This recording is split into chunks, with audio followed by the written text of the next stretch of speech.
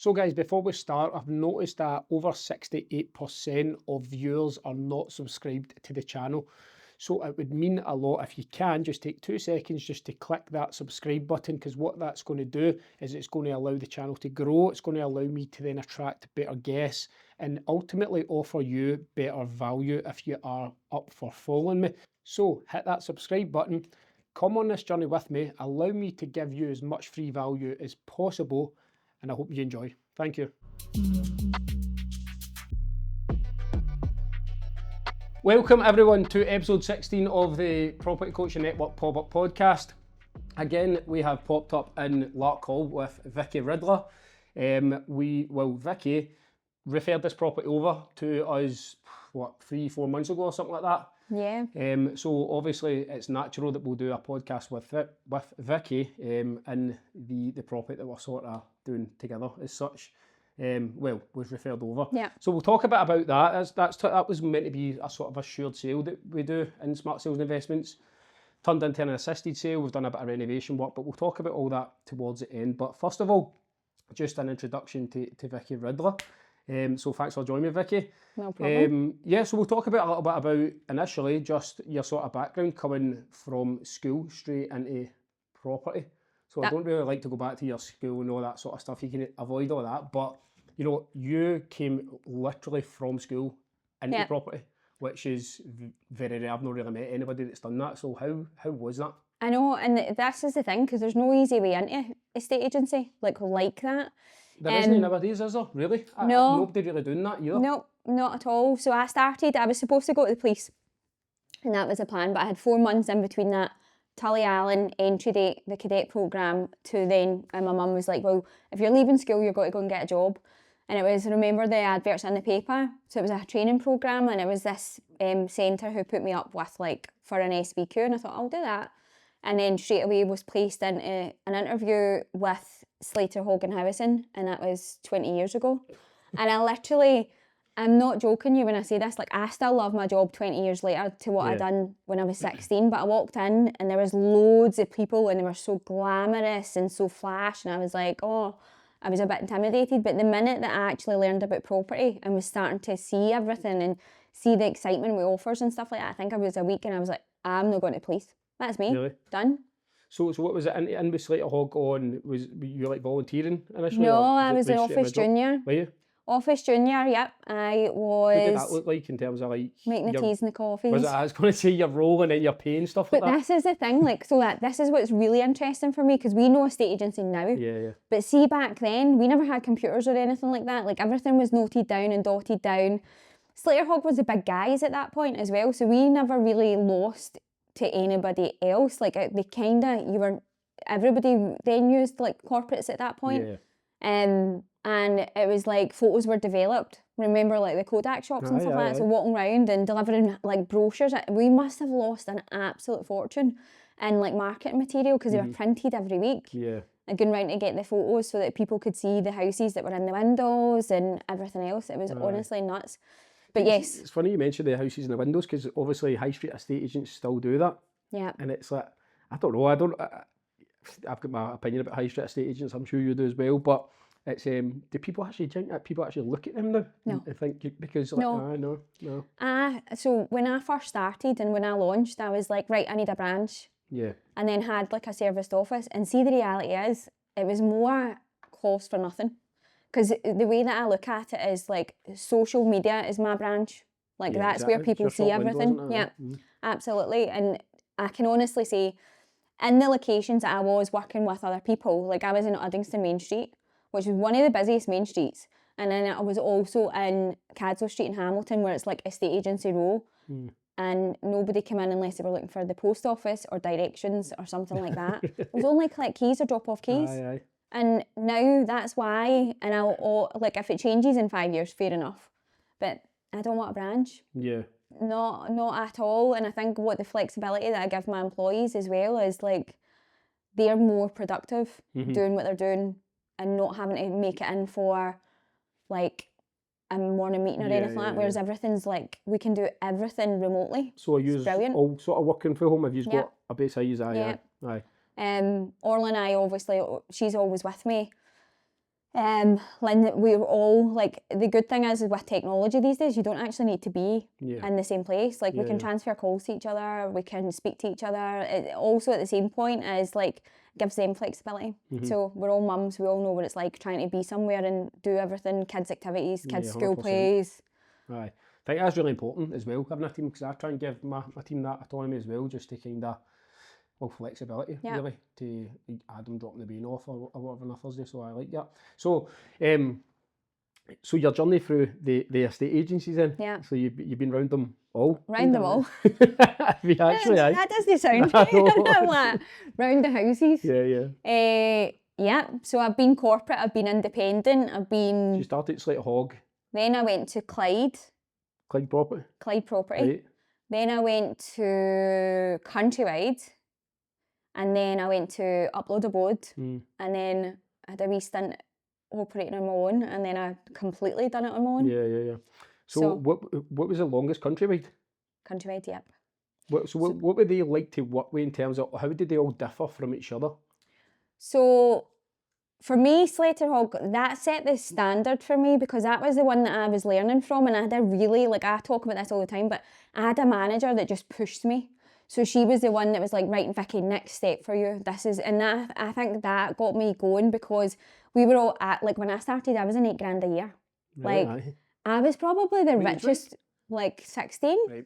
But I was working 2 jobs, like 7 days a week working. I absolutely loved it. Like my £100 a week lasted me.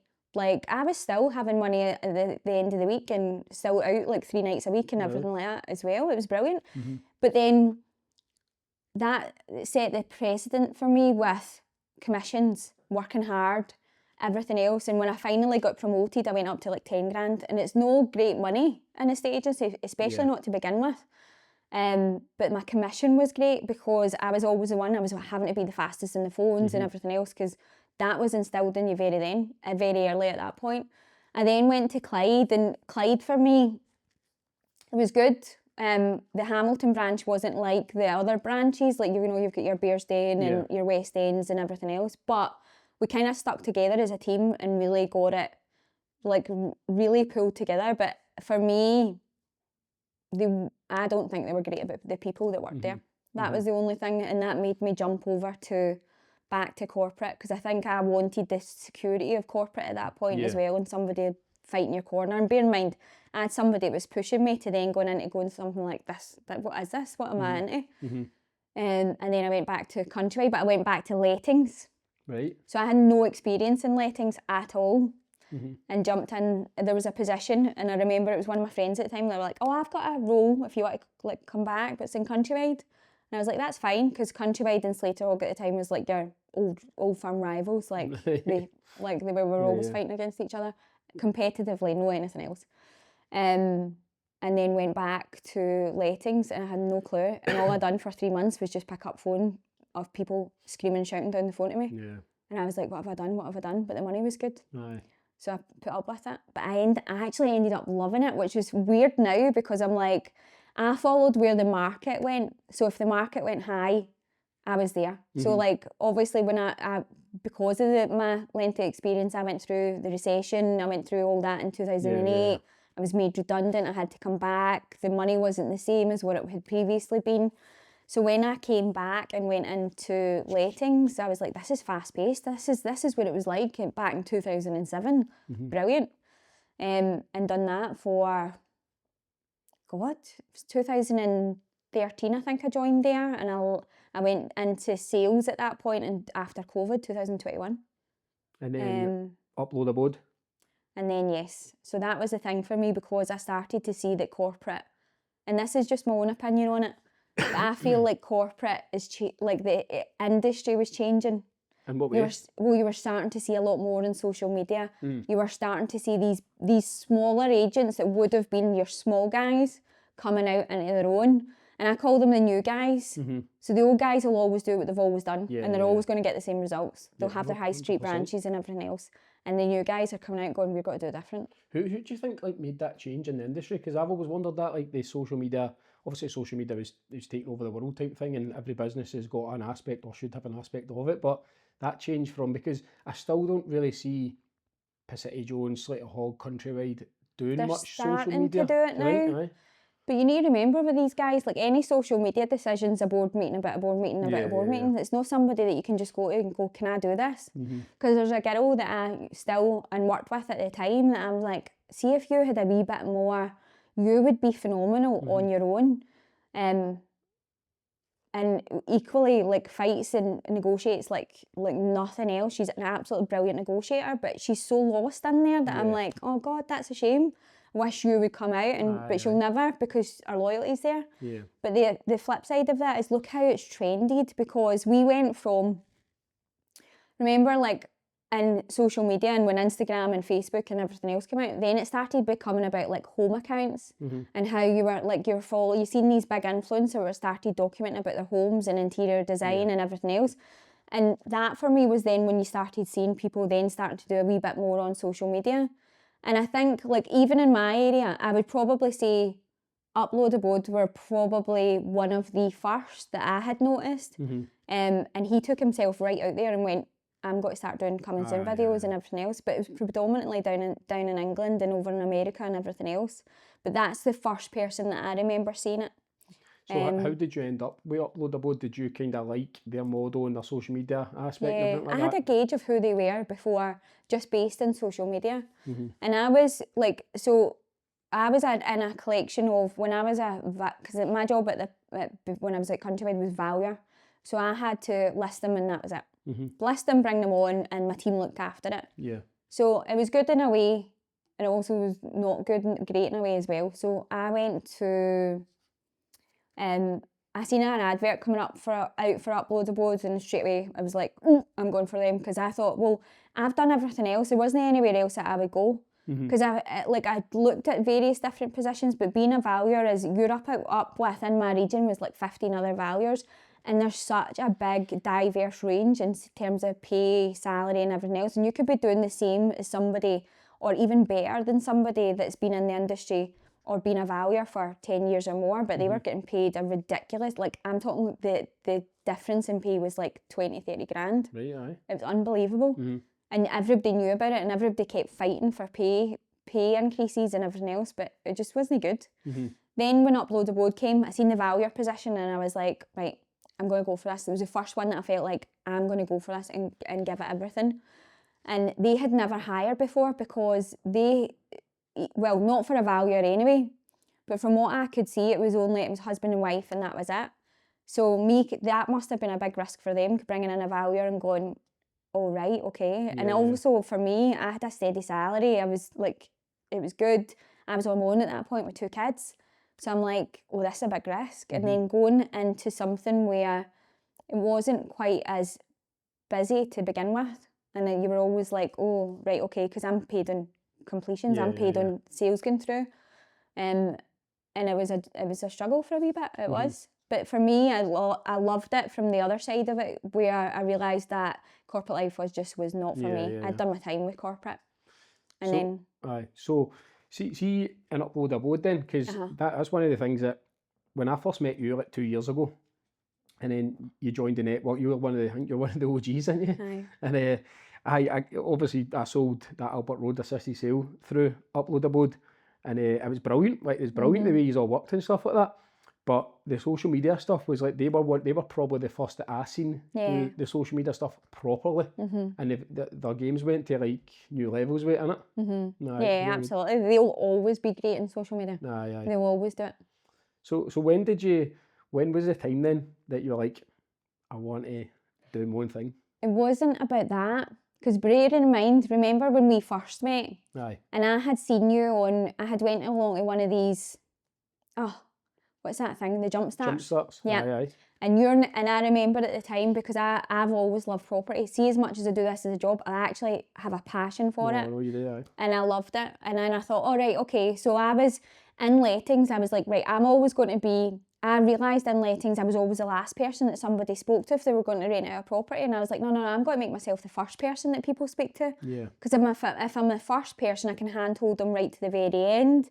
And then there's not this big dispute on fees or various different things, because they're like, well, actually, you've been there, you've helped me buy and everything else. And then I found out that people get paid for it. Remember, I was like, people get paid sourcing fees You for have this. actually been property sourcing, didn't you I'd realise have been a millionaire. Yeah. Because there was people that I started with that were getting into to buying like buy-to-let portfolios, and I was telling them where to buy and where to rent and everything else. And I thought, oh great, I've got the knowledge, that I've got lettings experience, I've got sales and everything else. I'll do this. And then I've never sourced anything since that 2 years, because I realised, I was like, this isn't for me. But at the time, that's what I wanted to do, and I wanted to get into renovations, flips, I wanted to be involved in assisted sales and all of these different things. And then the estate agency, I fell in love with it. I was working long hours. I remember going to my mum and dad's lodge and coming back and going, like, I was running about after the kids with football. I was early mornings networking, late nights networking. I did put in a lot of work for them. But I was getting paid for it. Yeah. So the more you put in, the more you get. So but I was exhausted, mentally exhausted, trying to get everywhere with the kids and get them sorted, because they came first regardless. And then I remember handing in my notice, and I was absolutely in tears, because my first thought was, I don't really know what I'm going to do. Yeah. I had a plan, right, okay, I want to go back into lettings. And I've never touched it since. Like, that thought left me the minute that I've thought about lettings again. And then the other side is, it like I was getting into do like renovations and everything else, but I don't know how anybody does it, because I'm like, even estate agency, like, people kept phoning me to sell the house, and I was like, is this my calling? Is this where I'm going to be? Because we had conversations back then as well, remember? And you were always kind of, because we've kind of been on a similar sort of path since we've known each other. And I remember all the conversations. I remember like you were like, I don't know what I'm going to do and stuff like that. And it was going on. And I think I was saying to you as well, I think you just, like, you had to be your own boss. You had to go and create something. You were generating so much business for that business. And I don't want Adam to watch this, because he generates loads for me. We end up going to do the same thing. But no, it's like, there comes a point, obviously, where you think, it's my time now to go and try it. And obviously it's one of the things, if you just kept kicking the can down the road, that wee seed would have just grown and grown anyway, and you'd have eventually done it. I had, you struggle for so many years doing everybody struggles in some way, and it's only when you go through the struggles that you go, no, the struggle would be, you think at the time, the struggle will be easier if I work for myself. Yeah. And then you're like humbled real quick. You're like, no, actually it's a double struggle like you're dealing with. But would I change it? No. You wouldn't, because it doesn't feel like work anymore, does it?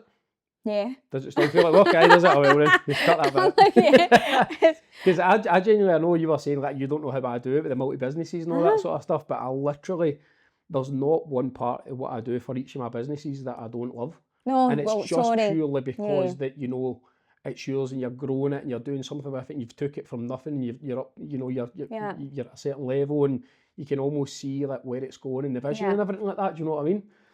I think I'm still in, no, it doesn't feel like work. I love what I do and I love helping people, and that still gives me the same fulfillment. And that's why I don't think, like, there's so many different better paid avenues in estate agency that I could go into.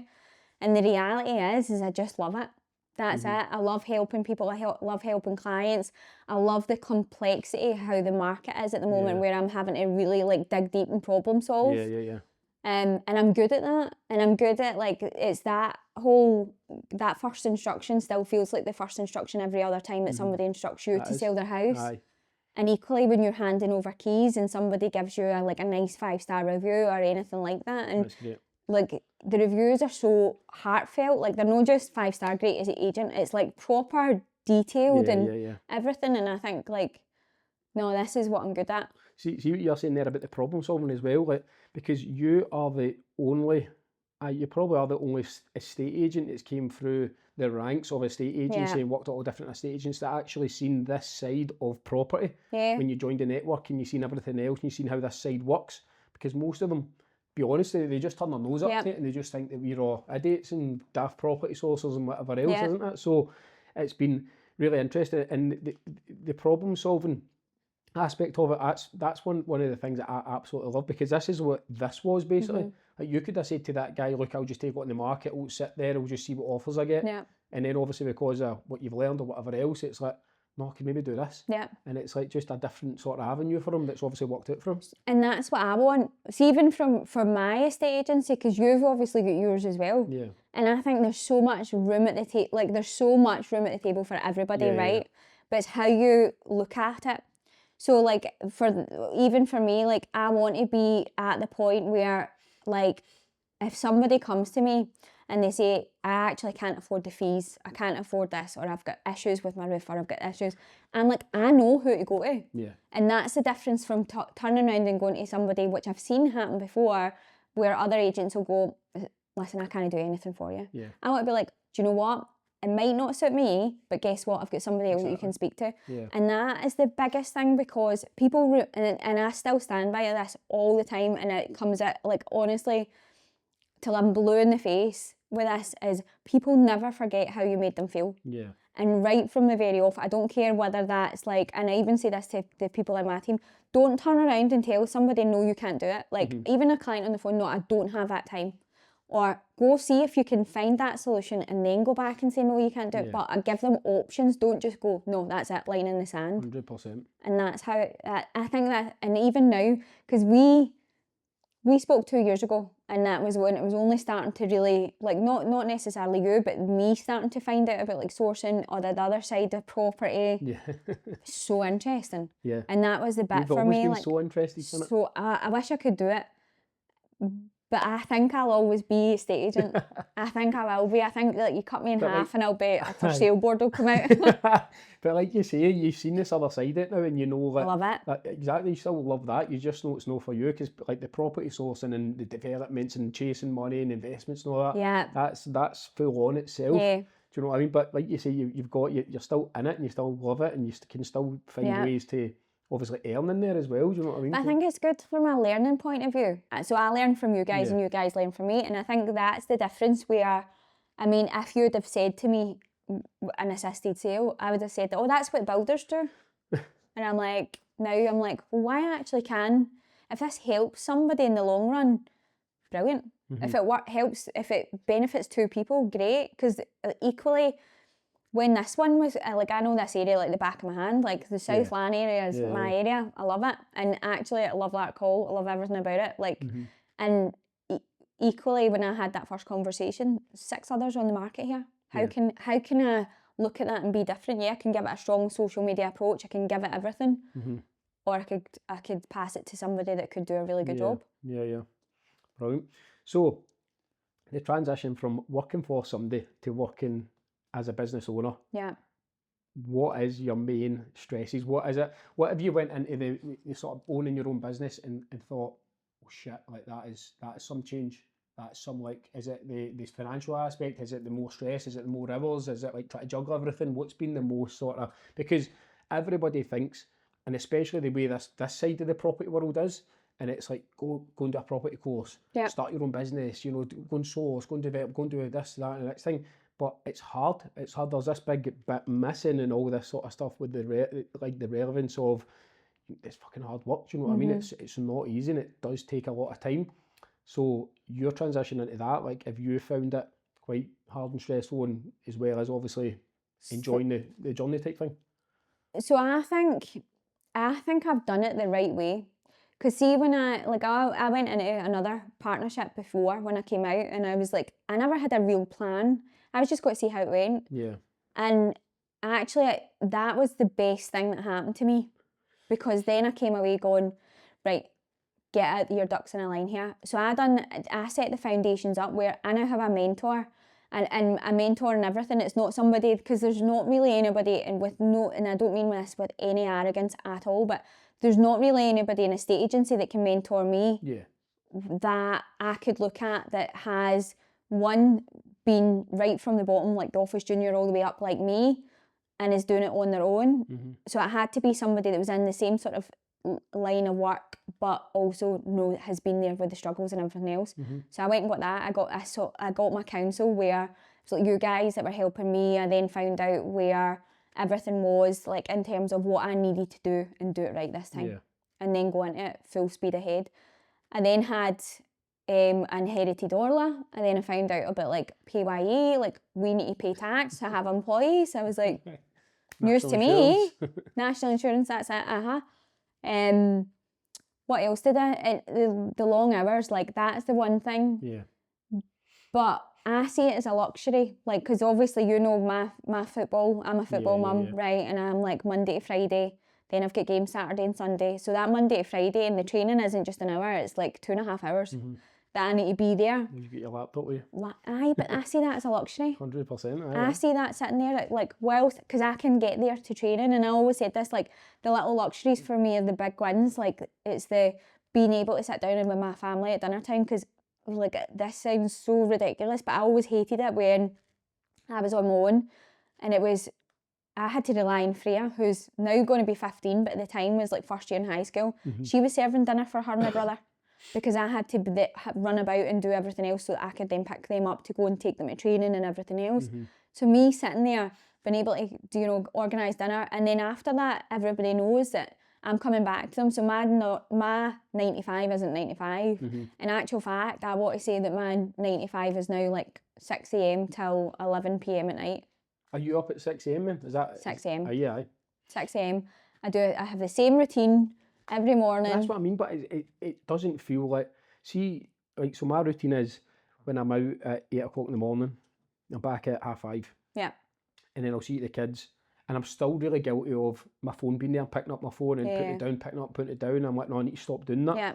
But once they go down to sleep, it's like laptops out, and it's just like 2 hours of absolute, like, no distractions. Like, see, during the day, like, sometimes you've got stuff to do and you can't get it done because all this other stuff that appears during the day out of nowhere, and it's just like an hour or two of just no distractions, and it's like almost the best work you get done. Totally. And it just feels so sweet, doesn't it? So I do that. So see, by the time that I got up, I'm like getting the teenagers out of their beds and everything else, and getting down the stairs, getting everything organised. Like, there's certain things that I don't like. My kids are now going to be, Freya will be 15, Ashton will be 13. They iron their own school uniform. I'm like, you need to pick it up at this side. They tidy up, they know how to put on the washing, they know how to put it out, they walk the dog, they do all the things that I'm like, right, you guys need to help me now, because I'm having to do this to make money. And then by the time that I'm ready and sitting down, I'm sitting at the laptop at 7 o'clock in the morning. So between 7 and my phone's going at 9:15, that's the best work that I do. I'm not joking you, like I like, that's and I love it. And I'll do things like, I'll set the timer on my phone, and I'm like, I'm trying to beat the timer to get me through my list. Really? Like an hour, and I'm like, right, let's go. And I'm like racing myself. Sad, but honestly it works. And then see them, like, when I'm sitting in my laptop in my car, I'm like, this is brilliant, like, type my way like everything else. And then I always do warn people, I'm like, I have no concept of time. I said it's worse now than because I work for myself. I was like, but please, if I annoy you at like 9 o'clock at night, just let me know.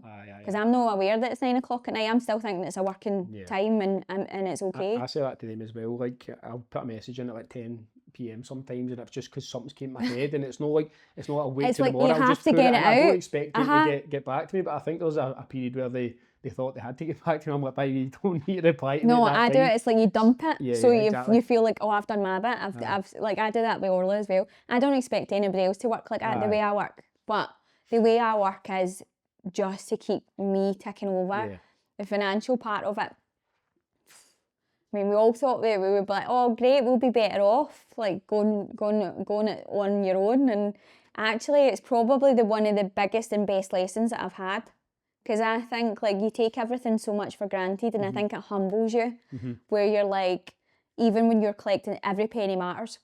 Every single penny. And I've came into it, and I actually, like, nobody really knows this, but I started this with nothing. I didn't come into it with 40 grand in the bank or anything like that. And I had loads of people that wanted to invest and everything else. And I actually was like, right, I'm going to just do it and see how it goes. And it's that been conversation, remember?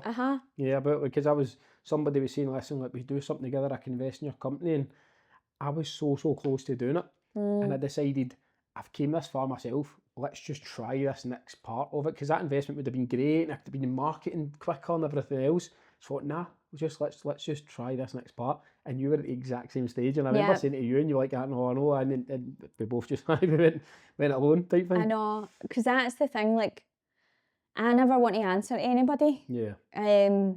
again, I mean, you answer to various different people, like in work, but I never want to answer to anybody. And I think, like, for me, when you are looking at bringing somebody in, they really need to be the opposite to who you are. I think personally, to make it work, and give something to you that can then grow your business. Like, see, for me, like, I'm very experienced as an estate agent, but as a business owner, I've looked to other people, like, for advice, and I've got that now. I've got that sort of people, my soundboard, I call them, because I'm like, what would you do? And we have had that conversation about the investment and everything else. But see, would have, like, I think I make sure everything's organised. Like, I've done really well, and so, like, what are we? I mean, I started in the 14th of January, launching on my own, and now I've got Kirsten, Orla, Lindsay, and I think we've like listed 82 houses. Have you? That's amazing. And that's like, I think July was our biggest, where we'd listed like 27 houses, and I'm like, we are like 2 people. How has that happened? I know, it's amazing.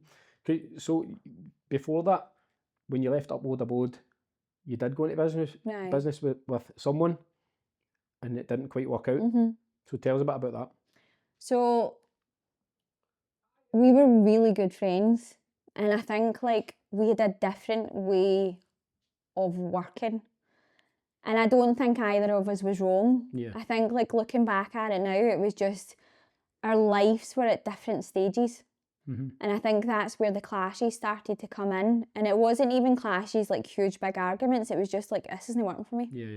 And that was what it was, because we said we'd give it 6 months and see where it was, and it was 6 months to the date that was at. And over Christmas and everything like that, it started to kind of get to me as such. Like, it still wasn't working the way that I thought it was going to work. And that was the one thing that I was like, right, it's weird, because I was quite upset when it happened, but at the same point, I'm like, it was the best thing.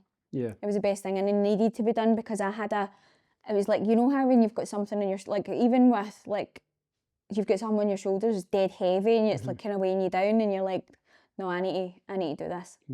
And that was it. It was literally, I think I left solo 6th of January, and I had everything up and running with 5th Avenue by the 14th, which was mental. And I don't think I've came up for a year, for 6 months. I think it's tricky. It's tough to, especially when you're at the stage you're at, to actually go into business with someone. I feel like you've got too many ideas. You've got too much going on in your head, and bringing somebody into that equation is always going to be tough, unless you are absolutely set on your roles and the direction you are going and stuff like that. And it happens quite a lot. I've seen it happen loads, where just people coming off courses and then, you know, partnering up and stuff like that, and then they'll split up, because you always hit a point where, oh, I'm thinking this and they're thinking that, and it happens all the time. And I think you had to try it, obviously. It's one of the things you had to try. So glad I did. Yeah, exactly. So glad I did. And I think also at the other point of that is, like, that was my trial run. It was my trial run for actually going out and mowing. And since then, I think it made me hungrier. So it wasn't a bad thing at all. How do you this is quite just a direct question. So in property and business, property in particular, it's quite a male dominated environment. So how do you feel being a female in property? Do you think, you know, it's a positive, it's a negative? Have you ever, especially coming through as an estate agent, were you ever looked down on and stuff like that? Aye. When I first I remember making a comment when I was in Slater Hog that I wanted to be a valuer, and they were like, you'll not be a valuer. You're a woman. Right. And that was it, because it was very much like that was the role at the time, where the men were the guys driving the flash cars and the shiny suits, and the women were the ones actually in the office doing all the hard work. And I'm not saying that they weren't, by the way, because I've also been in the valuer role also, but it's only been in the last couple of years that you've actually seen women break through in terms of it being estate agents. And actually, I think differently, and I know that because see the people that I operate against, I'm also friends with. And my thought process isn't just about the quick win, it's always about the what happens next. So that's where I'll have had my clients for like 20 years. They've always came back to me. My business is very much recommendation, word of mouth. And they've always came back to me. They don't just, like, they follow me. They don't just, like, I had one woman I've just sold for. She followed me around. She hunted me down like nothing else. Hunted me down. How many years later? 4. Really? 4 different agents later. And she's like, where have you went? I can't find you. Thank God for LinkedIn. I know. But again, that was one of the things where nothing had happened back then. I just sat down and spoke to her. And I think as a female in here, now what I see is when I'm speaking to people and when I'm having valuations with people is they always say the same thing. It's a woman that makes a house a home. I still need the man to make the decision and everything else. And it's the exact same where I'm looking at it going, right, okay, I advertise to women. Because you know yourself, like you've put we live in a generation where people buy into how things look. And I know what I like in houses. And everybody loves houses. Like if you speak to people, I love looking through Rightmove and all of this. But coming into it as a woman, I go, right, okay, so what are we doing next for you? A bit like how I look at that cycle with lettings is I'm first in there. I'm right through that process, not just the one that goes, right, okay, this is what my fees are, this is what your house is valued at, see you later, let me know if you want to use me. It's literally like, okay, I'm assuming that I'm there going, right, okay, so when we're ready for home report photos. See, that's the thing. It's a much more personal service you're getting me, and I've done videos about this in independent estate agents and stuff like that.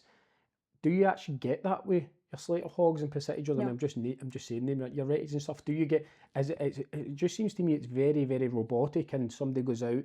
This is our stuff. This is what we do. Right? Okay. Are you want to go with instead of that personal touch? You know what I mean? So I think that's because you've came into this.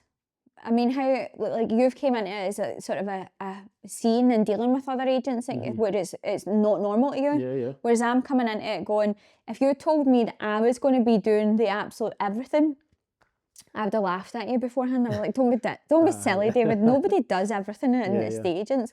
But now I'm like, I love doing everything, like just the small stuff, dealing with inquiries, like. There is nothing just because, like, somebody phoned me the other day there, she was like, Vikki, I didn't expect you to answer. And I was like, why not? And she was like, because you're the owner of the business. And I was like, no. I probably answer first before everybody because I've still got that mentality of catching the phone quick enough. But on that, like, I don't want to be getting to that point, even in business, even if I fast forward 4 years where I'm coming into it going, I'm stepping away from all the stuff that I love, and it's all the stuff that I love. Like, even that anticipation where, you know, when you've put your property on the market, right, and you've got everything and you're ready to go, and you put it on and you think to yourself, right, let's see how it goes. I get excited with inquiries. I'm excited for my owners. Like, so I'm there right from start to finish. And that works perfectly for me. Yeah. Because I think, and I can hand on heart say, I don't think there's any of my clients that have used me, been with Fifth Avenue, that don't feel that I've got their back 110%. And I think people like to see that, and I don't think you get that with mainstream estate agents. I think you'll get it there'll be a few people that you'll hear in sort of other estate agents where they're really good, such and such from here, but it'll never just be that one person that they speak about. Yeah. So I asked Johnny Clifford this the other week there when he was on the podcast. So see the likes of the Keller Williams model and stuff like that. What's your views on that? Because that's similar, and they need to kind of do everything. Yeah, they get the right move and stuff like that. But so do you think there is a place for all that sort of agency? I think like if anybody wants to go into estate agency, then it's great. And I like, for me, there's one of the girls that I know quite well is Keller Williams, and does really, really well. And I think that's great. Would it have been for me? No. Yeah. No. None of that would have been, because I think you've still got some restrictions on what you want to do, whereas I'm a bit kind of, I don't want to be, if you're going to do something, I think especially for me, and I've spoke to different people who are kind of toying with going out on their own, I'm like, you go there, you're kind of going there and you need to abide by what they think in some capacity. I don't know enough about it to give you like the full background on it, but for me, no, I wouldn't. I think it's great if you've not got any experience to go in and learn from them. Aye, exactly. That's the thing, because rather than go to a corporate high street estate agent where you're just maybe a number in there, that's maybe an in-between Yeah. to going fully yourself, where you need to get Rightmove and that's extortionate and everything like that. That's quite a, but I've heard a lot of people just say, oh no, Keller Williams, this and that, but I feel like it's such a good way to start in a So do I. stage, because we've spoke about this before. It's a good way. I mean, look at what Fraser Kelly has Yeah. done from it as well. Do Yeah. you know what I mean? I seen that. I met him way back at the start when I Yeah. first got into property, and he was trying sourcing and stuff like that. Now he's waiting for Keller Williams and started and got this big agency Yeah. and big high street shop and And stuff he like does that. really So, well, yeah, exactly. yeah. And and he's, I mean, he's got like 2 agents and his wife as well, I like think there's a few of involved in them, it, aye. and Yeah, brilliant. yeah. I think there is people that do really well, and some really like names that you'll see. And I think for anybody, if you are looking to go out on your own, you're not having to pay as much for Rightmove, because that is a killer, as we both know. But for me, no. Yeah. No. No, I'm the same, but there is a place for sure. So, social media, you mentioned Yes. LinkedIn. What are you at now on TikTok? Hmm. Many followers. Followers. Can I check? Aye, go for it. You need to put that on silent anyway, don't you? Give me 1 second. I know. Get ready. Oh, Funny get story ready as with well. me. See just see this morning, we've got a notification that we can now get paid from Brilliant. Facebook and Instagram on Do you get Property Coaching Network. Do you? Aye, so Ben's saying basically for 1,000 views we'll get £6. Aye. That's mad. Are you at that stage, aye? TikTok. Aye, with TikTok. But we've only got just 14,000. over 3,000 followers on PCN, so it's like it's weird, but I don't know. Tell Ben to Just phone found me. out this morning. Yeah? Tell Ben to phone me. I'm like, what? How do I get money out of that? Aye. But So aye, what you at? 14,000. Aye, it's grown again. Mm-hmm. So that's obviously, social media is, I just feel every single business in the world has to have an element of social media. You have what you went into in Upload Abode and ran with that into your own business. So just give us a bit of an insight into your social media, how powerful it is for you, Yeah. the time it takes you, you know, the highs, the lows, you know, the negative comments, everything like that. So, and, you know, tell us a bit about your sort of social media in your business. So if you said to me 4 years ago you'd be using social media to sell houses, I'd be like, no, chance. right, okay, Yeah. no chance. And I remember my first video that I'd done, it was absolutely awful. Honestly, I was like, all of this with my hands, like I looked like I was at a rave, like taking drugs, so I was terrible. But also, the more that I'm invested in somebody, and this is what I always try and say, because everybody asks me about social media, but I genuinely believe with what I say. So I believe that who I'm targeting when I'm saying that in that video is exactly what I think. So if it's like a first time buyer or something like that, I'm like, check this out, like first time buyers, you need to see this.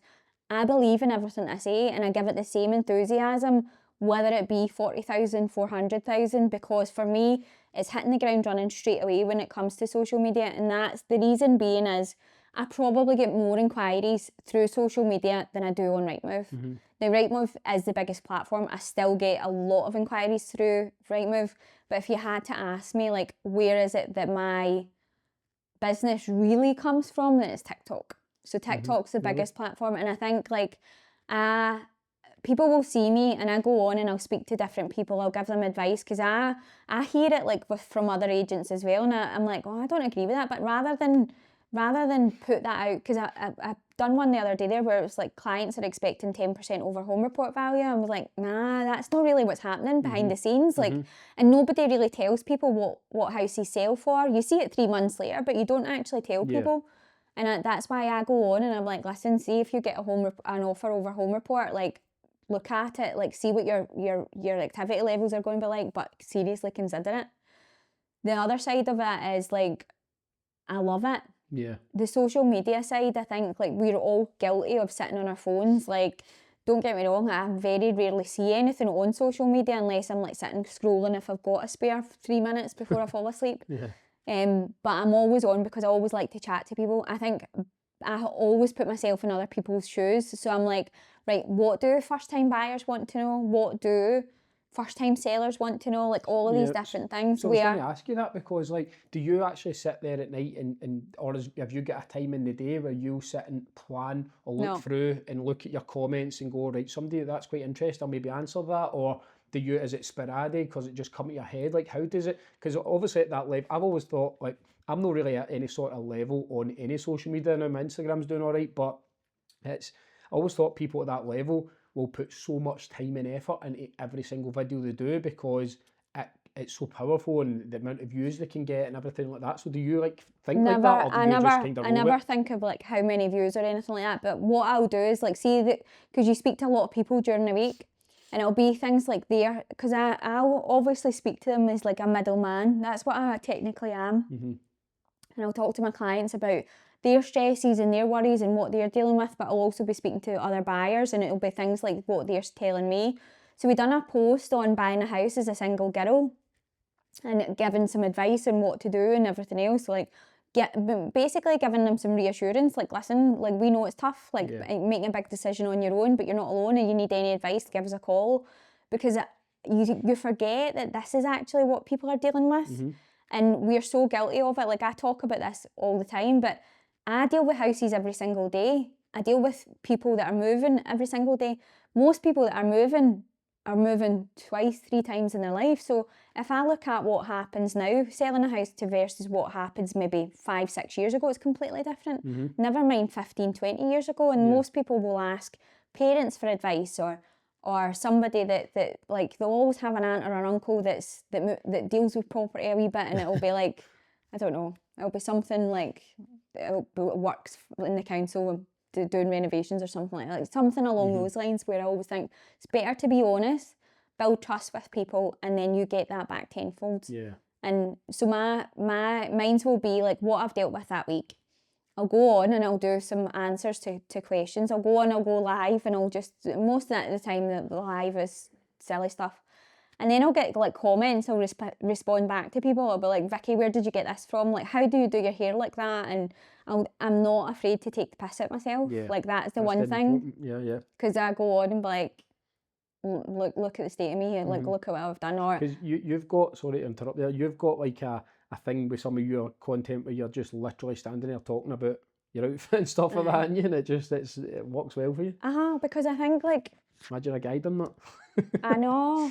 But for me, so that's how that's kind of started in TikTok, because we were getting like, so like the thing is with me is I'm so down to earth, like my clothes are all vintage. Like I was always that person anyway.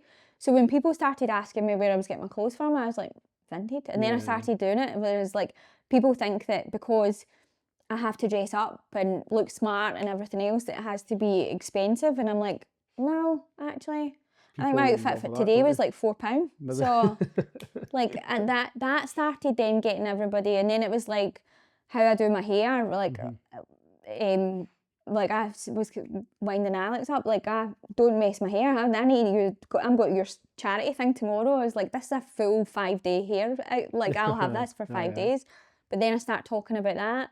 And my audience predominantly is women. So it's like women that are coming on, and you're sharing the highs and lows, and there's days I'll go on, I'll be knackered. Like, there was one day I was nearly sleeping going on this video, and I was like, listen, this is the reality. This is like 10 o'clock at night, and I've got so much to do, and I'm struggling here, and I'm overwhelmed, but tomorrow's a new day, and I'm coming back. And then tomorrow I think was the Friday, and I'm like, it's Friday, like, let's go. So how many posts a day do you put on? 1, 2. Do you? Me specifically, maybe 3, 4 a week.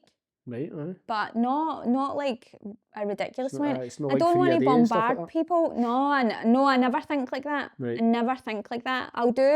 There's things that I do in the agency that creates my content as well. So the videos obviously help.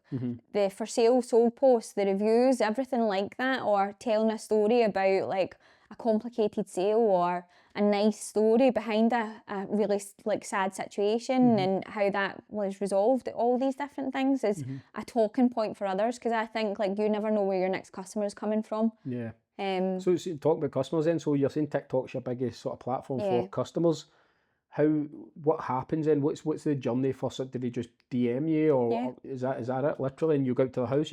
Yeah. Sometimes it'll be things like, Vikki, I need help with a mortgage. I need help with this. Can you come out and see my house? Like, let me know like when you're free. Or it'll be and what I'm getting a lot right now is people switching up from other agents to me. Aye, we're getting a bit of that as well.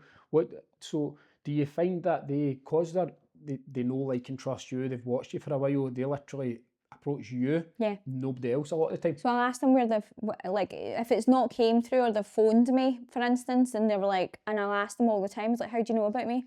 Because Fifth Avenue is so new. Exactly, yeah. So I always ask them. Did you change Vikki Riddler to Fifth Avenue? Have you got a Vikki as well? No. No, it's just Fifth. Fifth Avenue, yeah. So I'll always ask the question, and then it'll turn out, it'll be like, oh, you sold such and such house, like, or they'll give me a name, and I'm like, give me the address. Like, what? Like, I know addresses. Like, I have got a mind like a psychopath. Like, and I'm like, give me the address. Like, who is it? And then suddenly, before I know it, I'm like, oh my god, they had a baby and this, that, and everything, and it's nice that way. But if they say social media, I'm like, brilliant. Okay. Yeah. Now I know what I'm getting with. That's amazing. So how do you, I mean, one of the things was like you generating business. How many would you say that you get, how many appointments would you say you get off the back of just TikTok? A month? Not that many. I would say probably off TikTok. I'm getting busier now, but I would probably say from TikTok, 10 a month. 10 a month, yeah, 10 a month. What you closing? What's your closing rate for that? 100%. Really? Aye. That's brilliant. I've not, like, I don't want to say this and then be like, oh, somebody's went elsewhere, but no, 100%. Yeah, that's unbelievable, isn't it? Aye. I'm surprised. I don't, like, I actually don't. I know, I was like, aye. have I lost any? I'll always be honest though. Like, I'll always go out to somebody and I think, like, if it's not the right move for you, then I'll be like, can I be honest, that's what I normally kind of tend to lead with, and I'm like, it's not the right time. Don't do it. Or you kind of you feel if people are toying with the thought of moving, I'm like, go and view and see how you feel. Yeah. I'll never be the agent like, you need to be on the market right now. Aye. And I think that works for me. 100%. I think that works. I think having that approach, which probably a lot of high street agents wouldn't, having that approach will just get you so much more in return, because 3 months down the line when they are actually ready, who they're going to come back to, 100%. People never forget how you make them feel. Yeah, exactly.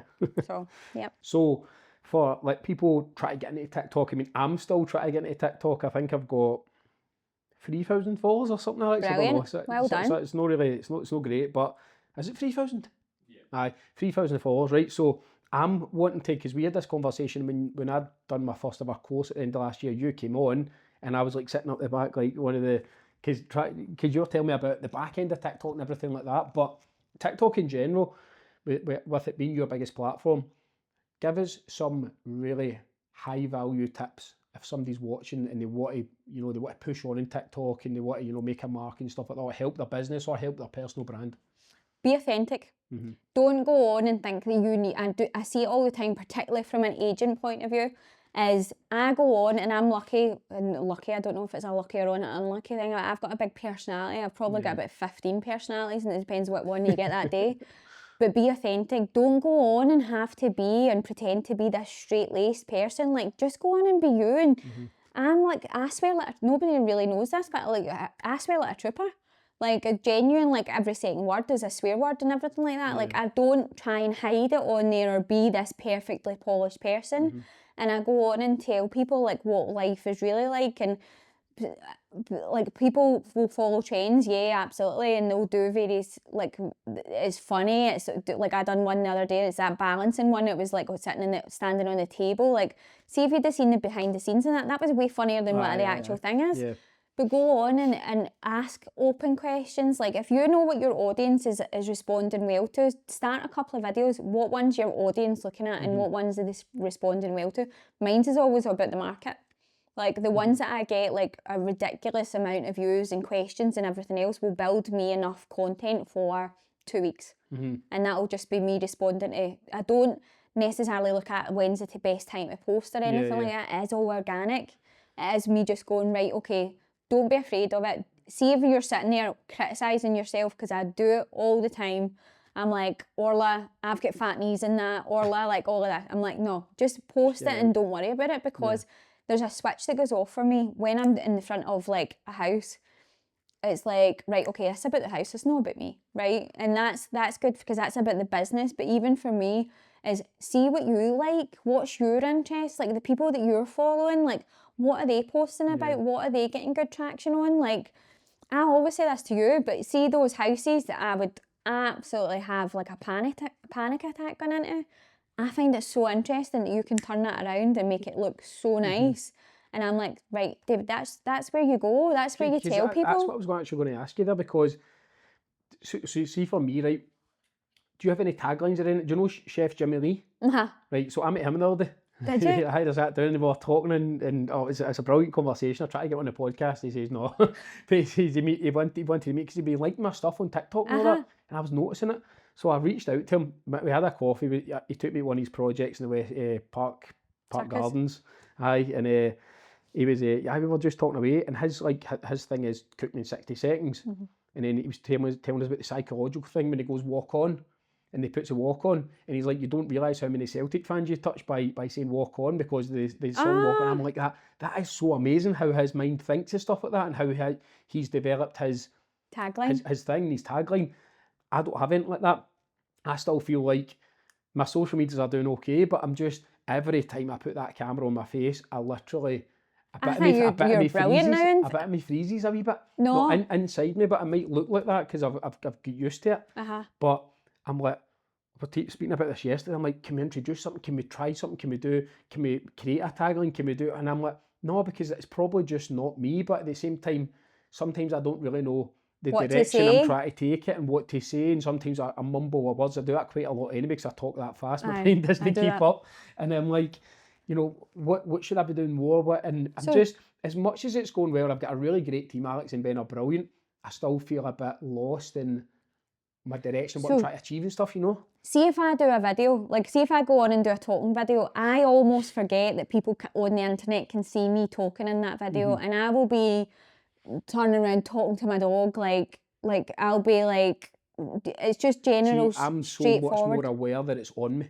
No. But whereas you're much more natural and stuff, you know? But then I've posted that, forgot about it, and went back and like, why did I post that? Like, But that's just how it is. And then the other side of it as well is when it's about a video. So I'll think of that start line when I'm out at the house. I don't do it when I'm at the house valuing it. I'll go back and when I'm doing the marketing of it. Right. And I'll be like, right, who's my audience? What am I going to say? What is it I love about this? And that's how I'll start that video. And it'll not come to me, it's not rehearsed or anything like that, but the first thing will be the first 3 seconds, which is your hook that you want to grab them, is like, and I remember I done one a couple of weeks ago, and I was like, it was one of these homes that you walk into and it's like a show home, right? So I was like, I'm going to just say ladies. I'm not going to say ladies and gentlemen, because I do say like all that, and I went, ladies, you're going to love this. And that was how I started it. And then introduced it and was like, hi, I'm Vikki from 5th Avenue, welcome to, and give the address. And then I kind of walk off, but I don't do any taglines or anything like that. And I don't know how I would. What would I say? It's one of those ones like, it's not for everybody. Like, I know, because you've got like the Prime Boys or like Get Hammered, which is brilliant, and it's like, yeah. But see, like, I don't know how I would do that. I don't think you need one. You don't. You definitely don't. I just wanted your opinion on it. You could just be like, here's how to make £30,000 in 3 months. Here's how to be a millionaire 2 days.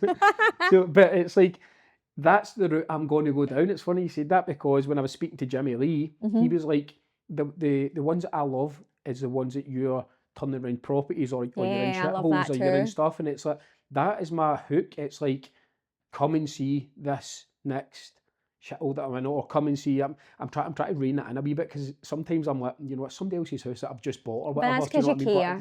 That's because you care. So and that's what I mean. But because now I'm in my own head and I'm thinking, oh, should I stop doing that? I don't know. And sometimes I'm just all over the place with it. But that's the route that I feel like I'm going to take, is like, just try to get, because like you say, the first 3 seconds is the most critical.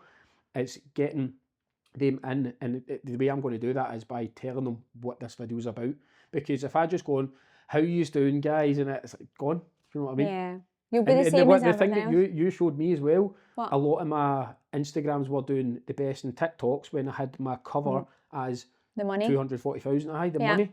That worked for me, and I've kept that up. Yeah. And it's the consistency's been there when any time I've done that, you know, so but things like that as well. I dropped down in views, and it wasn't anything that I was like overly concerned about. It was like, oh, that's not doing as well as I thought it was. And we haven't changed anything, it's went straight back up again. Yeah. So, like, I pay Orla on views, so what I say to her is it's her job to make sure that that video is looking really, really good, and I'll go back to her if I think it doesn't look good, and I'll go back to her if I think it's brilliant. But equally, the only people that will tell me it's brilliant is the people that are viewing it and engaging with it online, and that's the difference, where I could be the presenter in that, but equally it's Orla's background where she's making it look great as well, and that's like where I'll pay her per 10,000 views. So it's up to her then to make sure that everything else at that side is, and it keeps her way motivated. And again, like, her commission is absolutely fantastic because the videos and everything else that I've done it is, and I would rather invest like the way that I look at social media is, see if I'm getting 10 customers a month from that, brilliant. 100%. Brilliant. And that's why it needs to keep going and being consistent. But what's your plan with it then? Just in terms of just towards the end of the year, or do you not really have a plan? I'm going to keep continuing. I feel like the brand is finally getting there when it comes to Fifth Avenue, and I think I'm getting, like, I'm starting to feel I'm getting busier and busier.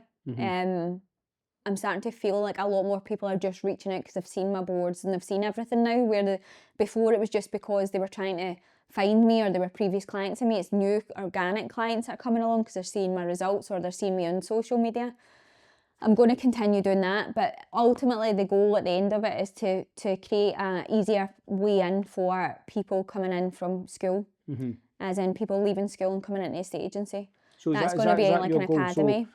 And is that you're going to be your push on social media as well? You're going to introduce more of that into it, and that's your kind of vision for Fifth Avenue, or just in general for people to see a different side of the estate agency world? I want everybody to see what estate, because this is the whole thing. Like, since this whole Selling Sunset came out, I'm like, that's not my job. I wish that was my job, right? I mean, these guys are like, I don't even aim to be the guy that's listing the big fancy houses. Like, I probably couldn't think of anything worse.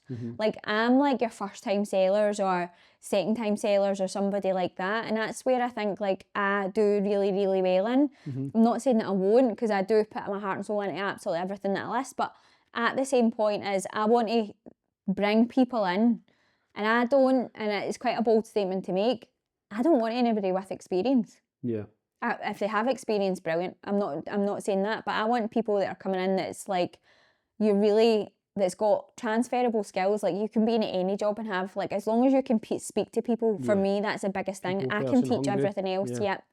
And I want to create an easier way in for people that are leaving school. And I've said this quite a bit, where an academy or some sort of training program where they can be placed in different estate agents or have 6 month training and then go into an estate agency is what I want to create. And I think that'll be something that'll happen the next year.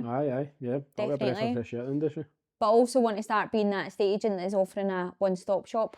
So a bit different, where I can offer lettings and I can offer sales and I can offer other different avenues, but what we can do then is we can guarantee different prices, or going down the route of assisted sales where they're not great looking, but you can do things like this. You want to introduce what you've learned the last couple of years into... From PCN, Andrew, yes.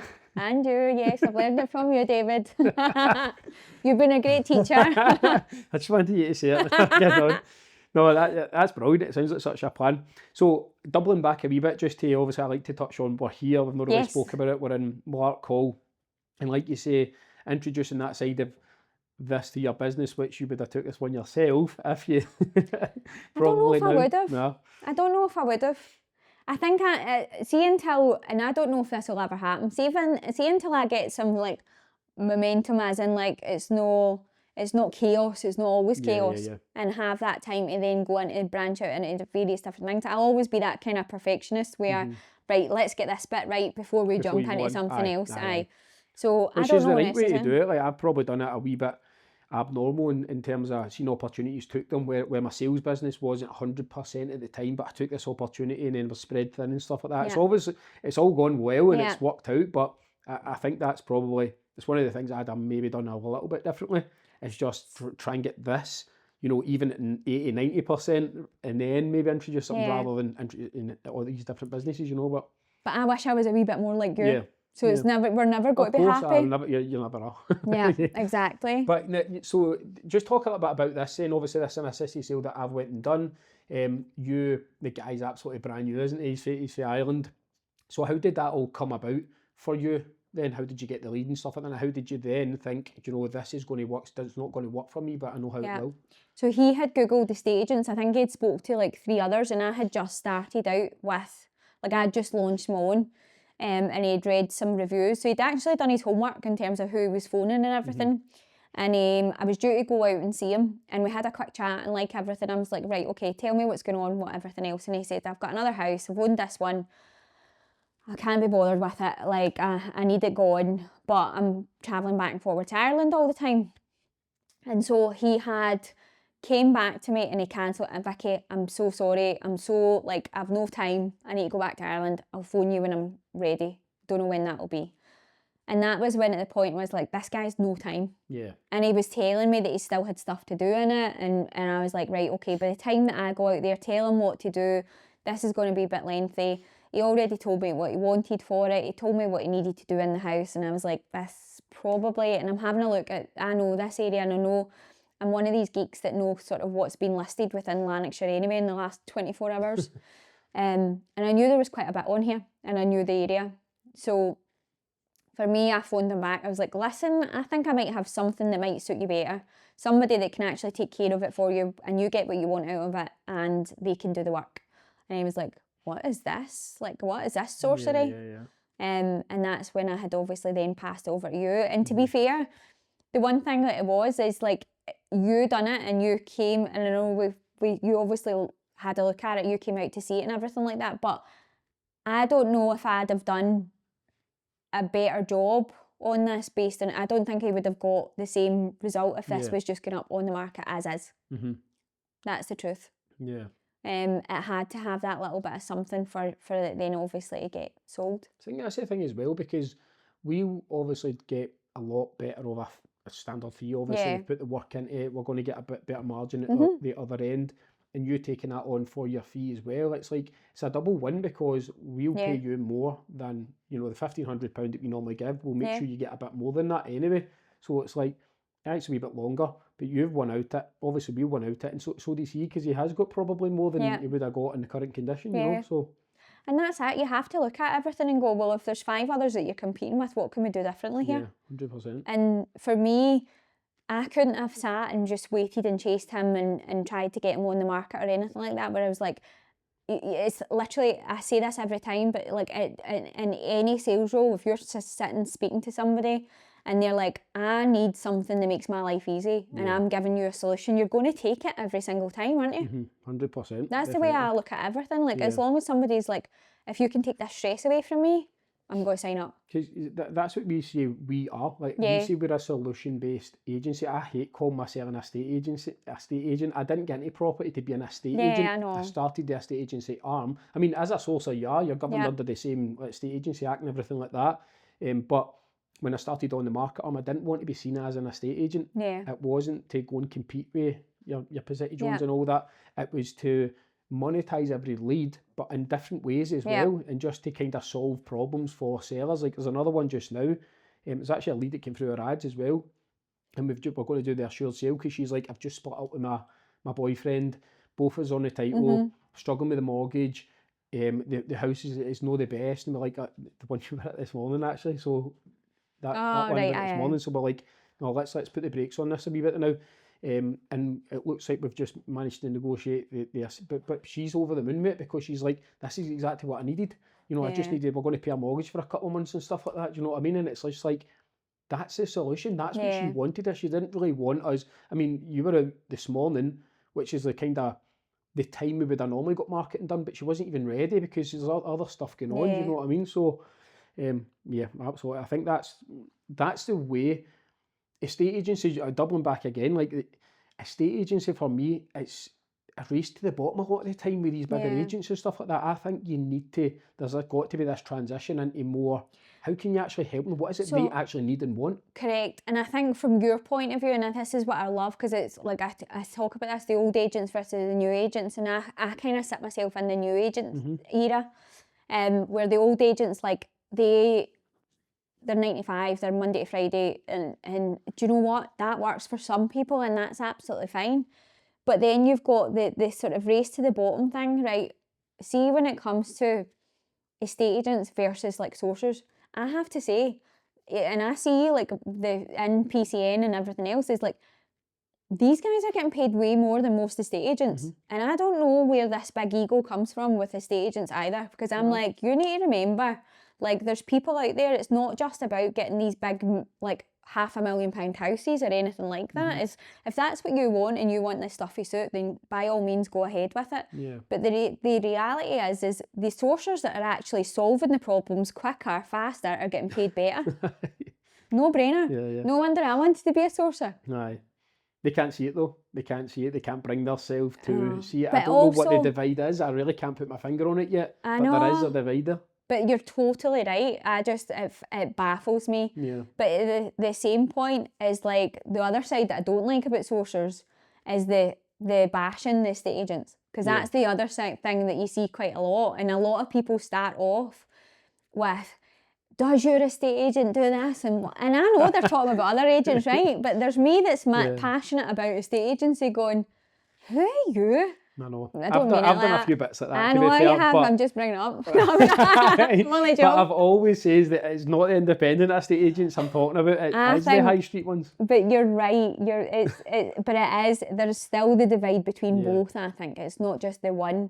And honestly, I think the more people that collaborate, the more everybody wins. That's it. That's you, the thing. me, Last thing I was going to talk about is the client. collaboration. There is so much out there, and sometimes there is this narrow-minded mentality where, you know, no, that's my deal, or, you know, that's whatever it may be. But it's just, there's so much out there, so much opportunity, especially if you're willing to, like, we're probably sitting at maybe 60-70% of the deals I've ever done in the last 5 years have been with other people. Yeah. Do you know what I mean? But I think everybody thinks you're doing all these deals, and it's like, a lot of them with other people bringing us deals, we bring them deals, and it's all the collaboration thing. PCN is buzzing now, you know, we're nearly like 200 members, and it's like all the stuff that's getting done in there. It's just amazing, isn't it? So it is. I love, like, that's the one thing that I love about the group, is like everybody's wins. Yeah. It's not even just that. It's like the people that are like you watch and you see coming in for, like, doing very, like, just new at it and just wanting to get into it and everything else, and you see them actually, like, everything that they're sharing and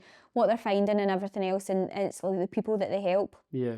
Love it. I love the ones that come in that are new, and it's like, I've not really done much yet, but I'm absolutely buzzing with seeing all these wins, because you just know, like, they're looking at it going, God, that'll be me soon, or that could be me, and it's, I know. It's brilliant. Do you know who I've not got favourites. I've not got favourites. Telling your favourite. I know, I'm just about to say that, but the people that I love watching and I love what they do because they're just passionate about it is Rio and Lucas. Aye, met them Like, the other day.